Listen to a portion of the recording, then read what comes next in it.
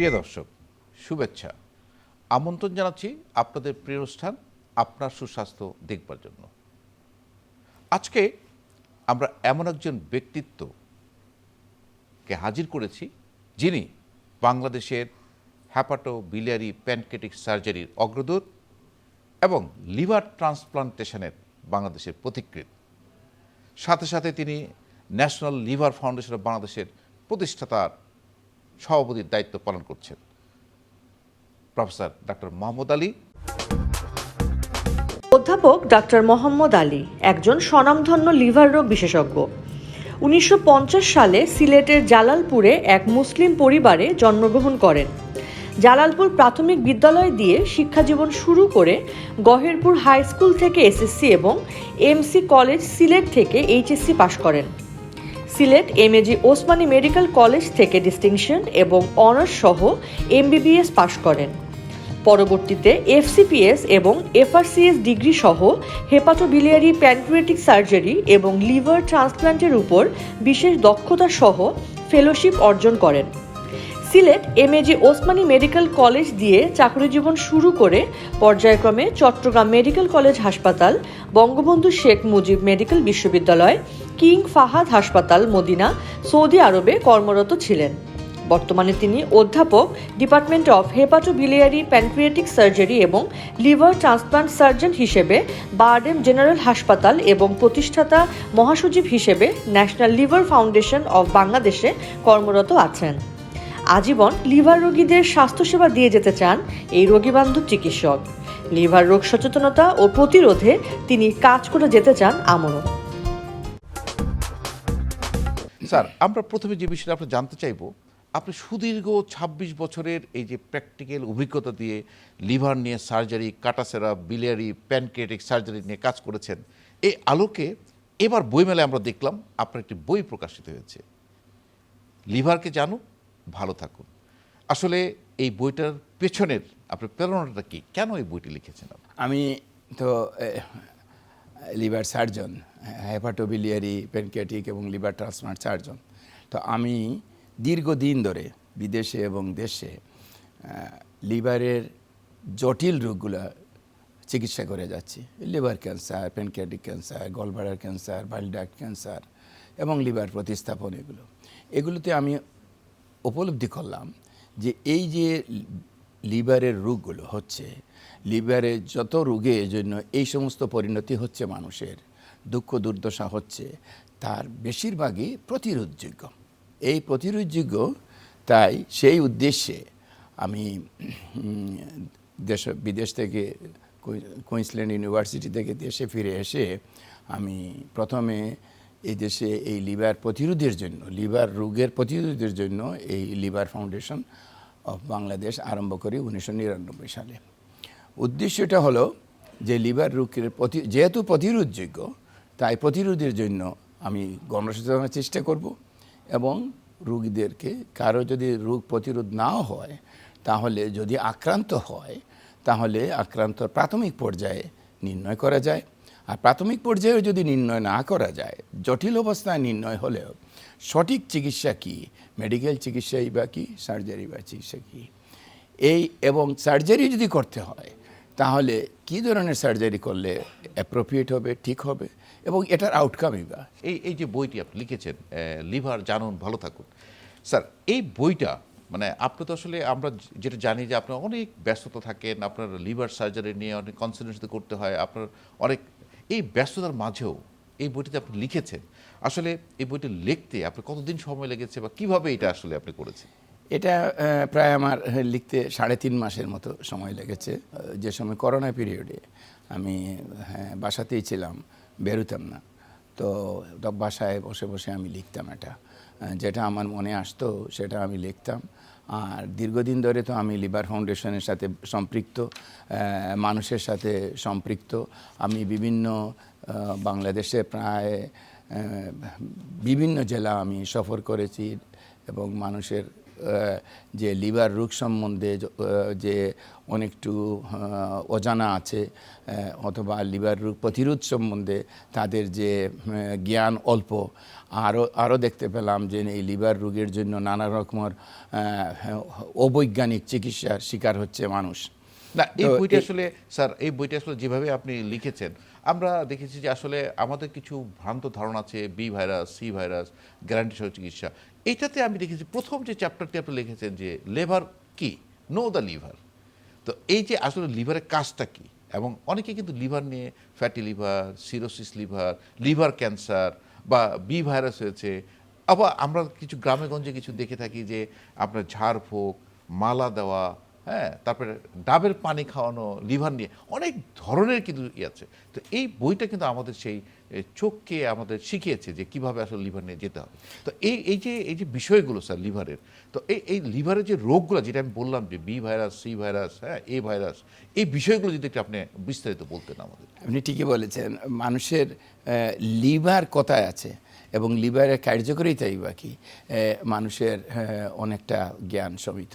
তাই আমি লিভার কি, লিভারের ফাংশন কি, কার্যকারিতা কি, সেটাই প্রথমেই আমি লিখেছি। মানুষের লিভার কোথায় অবস্থিত, তো এর থেকে আরম্ভ করেছি। এবং সাধারণ রোগ যেগুলা আমাদের গ্রামে গঞ্জে সাধারণ মানুষের যে রোগগুলো হচ্ছে লিভার রোগ, হেপাটাইটিস বি, এ, বি, সি, ডি, ই যেগুলা আক্রান্ত হচ্ছে, সেইগুলো সম্বন্ধে আমি বিশদভাবে লিখেছি।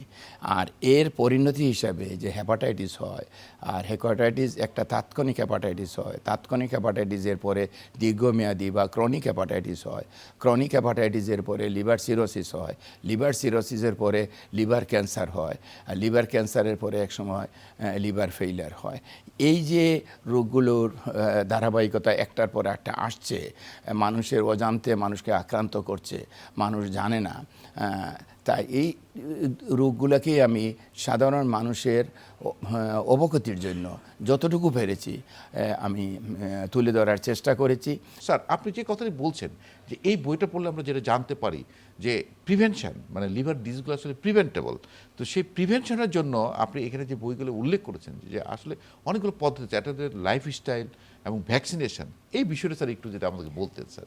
লিভারের যত রোগ আছে, কেউ কেউ বলে 70 থেকে 80%, এমনকি বলা হয় 10 জনের মধ্যে 10 জনের মধ্যে 9টা লিভার রোগী প্রতিরোধযোগ্য। তাহলে আপনি চিন্তা করেন, বিশাল অংশ প্রতিরোধযোগ্য। যেমন প্রতিরোধযোগ্যের মধ্যে আছে, আমি আগেই বললাম, হেপাটাইটিস বি, এ, বি, সি, ডি, এগুলো। হেপাটাইটিস এ এবং ই আসতেছে খাদ্য পানীয় জলবাহিত, হেপাটাইটিস বি এবং সি রক্তের উপাদান বাহিত, ডি সাধারণত বি ভাইরাসের সাথে থাকে। আর বিশেষ করে আমরা কনসার্ন, কারণ এ এবং ই কিছুদিন পরে সাধারণত আরোগ্য লাভ করে যায় নিজের ইমিউনিটির জন্য।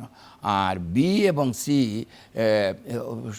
হয়তো অনেক সময় ক্রনিক হয়ে হেপাটাইটিস, লিভার সিরোসিস, লিভার ক্যান্সারের অন্যতম কারণ হয়। তাই বেশি করেই আমরা এটা নিয়ে লিখেছি।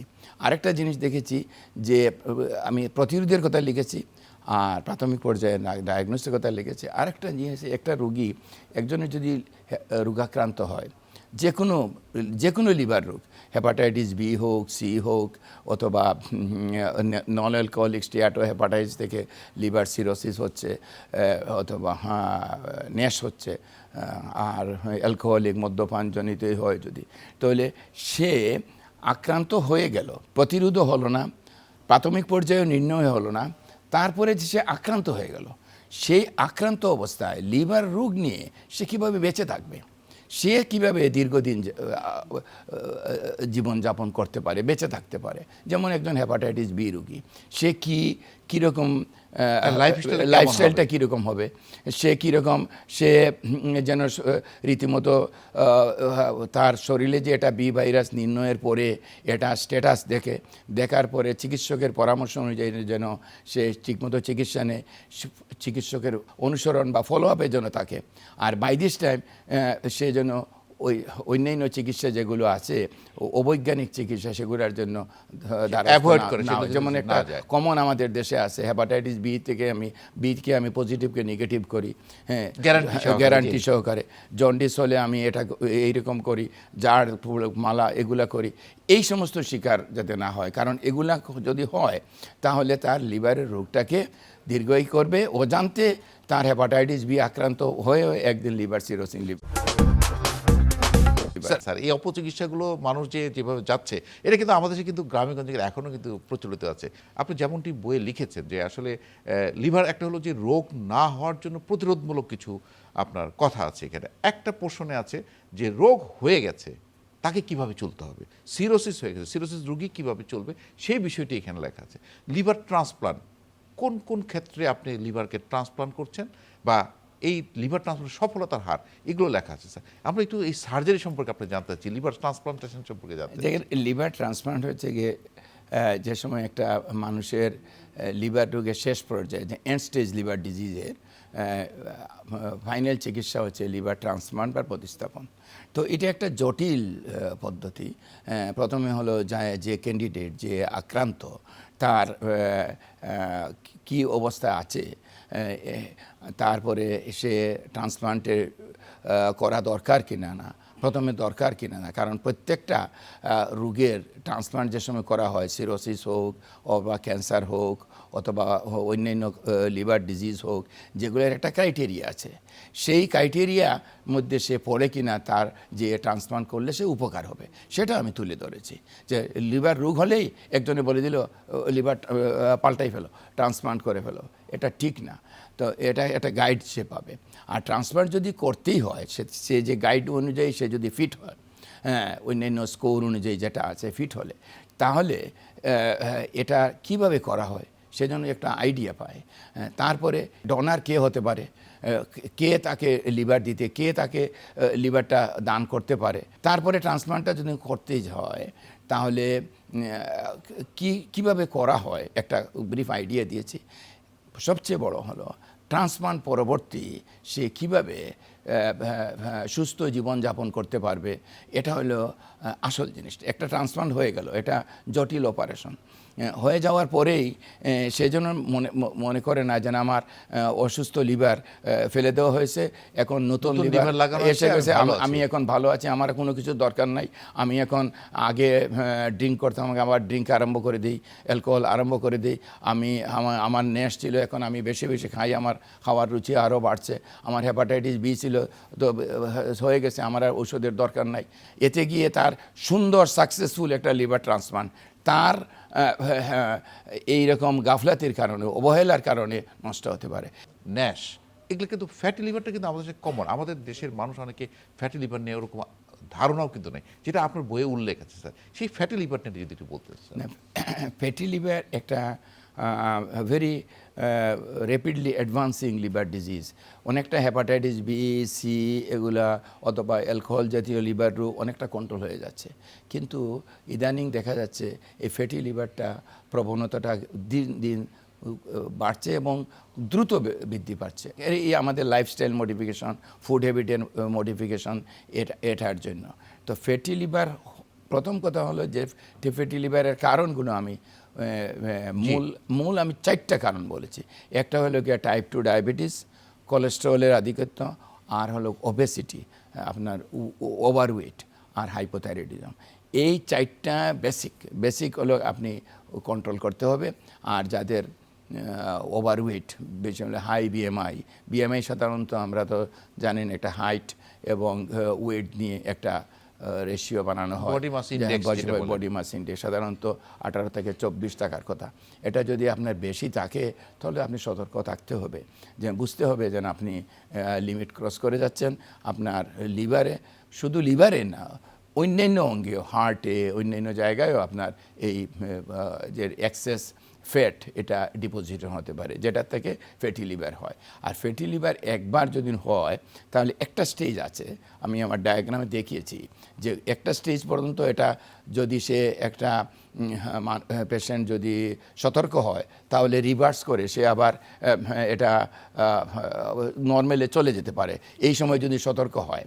আমি স্ট্রিক্টলি ডায়াগ্রামে দেখিয়েছি যে এই স্টেজ পর্যন্ত সে আবার ব্যাক করতে পারবে। মেইন আমি বলছি ফ্যাটি লিভারের কারণ 4টা। এই 4টা কারণকে সবাই আমলে নিতে হবে, কনসিডারেশনে নিতে হবে, এবং নিয়ে ওনাদের ওই যে সঠিক বিএমআইটা দেখে নিতে হবে। হাইট এবং ওয়েট দেখে বিএমআই নির্ণয় করে উনি 24-এর ভিতরে আছেন কি না, 24-এর ভিতরে যদি থাকেন তাহলে ওয়ান্ডারফুল মেনটেন করে যাবেন। আর যদি যদি বৃদ্ধি পায় তাহলে উনি সতর্ক হবেন যাতে ওনার ফ্যাটি লিভার না হয়। কারণ এটা আরেকটা কথা বলি, এখন এই যে ফ্যাটি লিভার থেকে ন্যাশ সৃষ্টি হয়ে লিভার সিরোসিস এবং লিভার ক্যান্সার, এটা অন্যতম মৃত্যুর কারণ হচ্ছে। তখন কোনো মেডিসিনের প্রয়োজন হয় কিনা, বা কোনো মেডিসিন দিয়ে ফ্যাটি লিভার কমানো যায় কিনা? না, অ্যাকচুয়ালি যদি লাইফস্টাইল সে মডিফিকেশন, যে ফ্যাক্টরগুলো যেটা বললাম, সেই ফ্যাক্টরগুলো যদি ঠিকমতো যদি কন্ট্রোল করে, ওয়েটটাকে যদি কন্ট্রোল করে, তাহলে এটা ঔষধের দরকার প্রয়োজন পড়ে না। কারণ ঔষধ যেগুলো আছে সেগুলো দেওয়া হয়, কিন্তু এটা টেম্পোরারি। যে সময় ঔষধটা দেওয়া হলো তখন হয়তো বা কিছুটা কমলো, কিন্তু যে সময় ঔষধ বন্ধ করা হয়, স্টপ করা হয়, তখন দেখা যায় আরও বাড়তে থাকে। আর দীর্ঘদিন এই সমস্ত ঔষধ যদি ব্যবহার করা হয় তাহলে লিভার, কিডনি এবং অন্যান্য অঙ্গের উপরে এটার পার্শ্বক্রিয়া আছে, ক্ষতি হয়। তাই ওষুধ দিয়ে আমার ওয়েটকে আমি কন্ট্রোল করব না, আমার 100 কেজি ওয়েট আমি কন্ট্রোল করব না, আমার HbA1c 10-12 চলতেছে ডায়াবেটিসের, আমি কন্ট্রোল করব না, আমার কোলেস্টেরল 500-600 থাকুক, আমি কন্ট্রোল করব না, আর আমি ওষুধ খাবো। এটা তো প্রিভেনশন, যে আমরা লিভারটাকে ভালো রাখার জন্য আমাদের কী কী প্রিভেন্টিভ, যেমন আপনি কত ভাইরাসের কথা বলছেন, বি ভাইরাস, সি ভাইরাস, আচ্ছা ইজ দ্যার এনি প্রিভেনশন যে আমরা লিভারটা ভালো রাখার জন্য কোনো ভ্যাকসিনেশন বা কোনো প্রিভেনশনের ব্যবস্থা আছে কিনা? Viral hepatitis A, B, C, D, E, তারপরে অন্যান্য অ্যালকোহলিক, তারপরে এই যে ন্যাশ বা ফ্যাটি লিভার। আরেকটা লিভারের রোগ হয় বিশেষ করে মহিলাদের যারা দীর্ঘদিন জন্ম নিয়ন্ত্রণে বা কন্ট্রাসেপটিভ পিল ব্যবহার করেন, তাদের লিভারে এক ধরনের টিউমারের সৃষ্টি হয়, বলা হয় লিভার সেল এডিনোমা। তো লিভার সেল এডিনোমা হলেও অনেক সময় লিভার ক্যান্সার হতে পারে।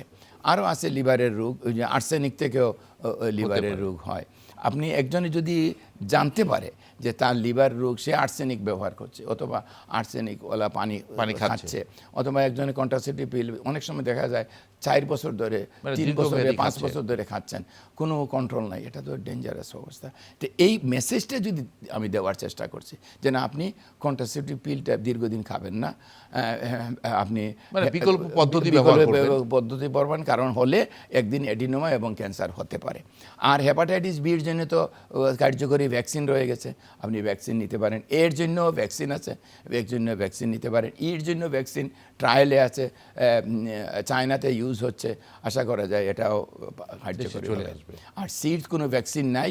পার্সোনাল প্রোটেকশন যেগুলো আছে, যেমন রক্তের উপাদান, সেটা ব্যবহার করতে হবে ভালো করে। আরেকটা প্রিভেনশন হলো, যেমন প্রেগনেন্ট ওয়েমেন যদি হেপাটাইটিস বি আক্রান্ত হন, তাহলে ওনার থেকে ওনার সন্তানের প্রায় 10 থেকে 90% কেসে এই বি ভাইরাস ট্রান্সমিট হতে পারে। হেপাটাইটিস বি সংক্রমণের অন্যতম প্রধান কারণ হলো হেপাটাইটিস বি আক্রান্ত গর্ভবতী মা থেকে তার সন্তানের। তো এটার জন্য বলা হয়েছে যে প্রত্যেক গর্ভবতী মহিলাদের হেপাটাইটিস বি টেস্টটা করা উচিত, যে প্রিনেটাল চেক আপে অন্যান্য রক্ত পরীক্ষার সাথে সাথে এই একটা বি ভাইরাসের টেস্টটা করে। যদি ওনার শরীরে এটা থেকে থাকে তাহলে সঙ্গে সঙ্গে এটা পরীক্ষা করে দেখতে হবে যে উনি কী স্টেজ আছে, তাহলে উনি ট্রিটমেন্ট নেবেন। আর ওনার সন্তানের যাতে সংক্রমণ না হয়, তাহলে জন্মের সাথে সাথে 24 ঘন্টার ভিতরে হেপাটাইটিস বির ভ্যাকসিন এবং প্রয়োজন বোধে ইমিউনোগ্লোবুলিন ব্যবহার করতে হবে।